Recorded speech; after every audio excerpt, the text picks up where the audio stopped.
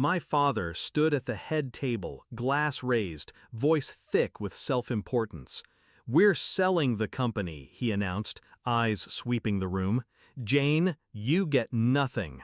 The laughter that followed wasn't just cruel, it was rehearsed. My sister's smug smile, my uncle's chuckles, my father's satisfied nod. They thought they'd gunned me in public, humiliated me at my sister's wedding. But I only smiled. "Who's the buyer, Dad?" I asked, steady, sharp. He lifted his glass higher. "Titan Holdings, 38 million." The crowd clapped, glasses clinked. My father basked in his victory. I stood, lifted mine. My voice sliced through the noise. "I am Titan Holdings." The room froze. They never saw me coming. But I'd seen them. All my life. I grew up in boardrooms instead of playgrounds. My father paraded my sister as the golden child, while I was the afterthought.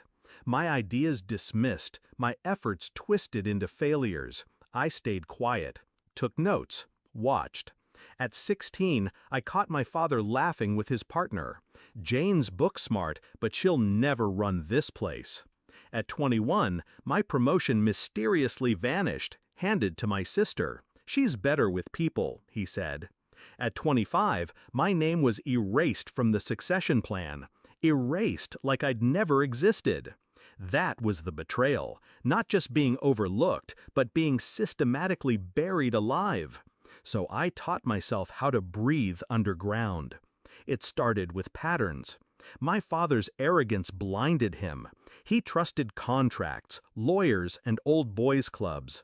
He never imagined his overlooked daughter could slip between the cracks he ignored.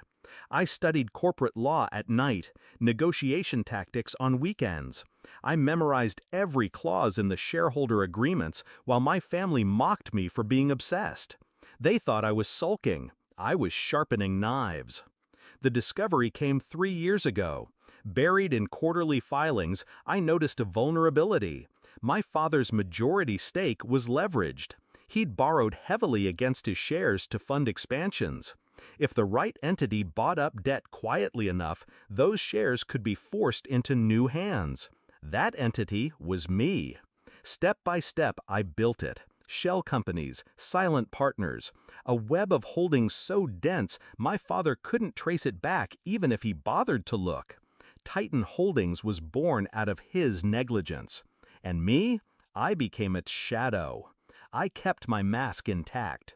At family dinners, I let them sneer. At meetings, I let them interrupt. At my sister's engagement party, I listened to her toast. Some of us are destined for success, and some aren't. I smiled then too, because by that point, Titan Holdings already owned the debt, already owned the leverage, already owned him. He just didn't know it yet. The deal was announced at the wedding because my father craved spectacle. He thought revealing my exclusion during my sister's big day would humiliate me twice over. He didn't realize he was reading lines I'd written for him.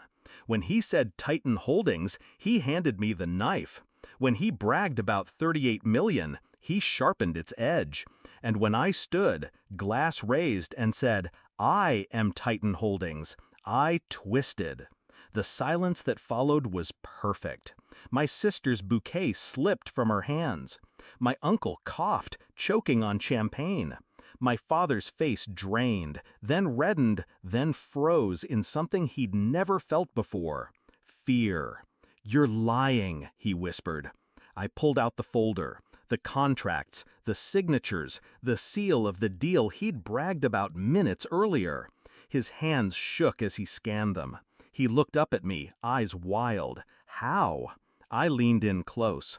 "While you laughed, I listened. While you ignored me, I studied. While you built an empire on arrogance, I built Titan Holdings." The room watched him crumble. The confrontation didn't end with shouting. It ended with silence. He couldn't scream, not in front of his partners, investors, guests. He couldn't undo the signatures, couldn't claw back what was already mine. The great patriarch, the untouchable tycoon, reduced to a man who'd sold his legacy to the daughter he disowned. That was my revenge. Not just taking the company, not just the fortune, making him announce it, making him hand me the crown while thinking he was banishing me. That was justice. Later, after the wedding collapsed into whispers and stares, my father cornered me. "You'll regret this," he hissed. "No," I said. "You'll finally feel it." "Feel what?" "What it's like to be invisible." I walked away, left him standing in the wreckage he'd created. Now, every morning I walk into the headquarters of Titan Holdings, my company, my rules. His name stripped from the walls, mine etched in steel. Do I feel guilt? No. Betrayal taught me clarity. Neglect taught me strategy. Arrogance taught me patience. They thought they'd buried me. Instead, they planted me, and I grew into the empire.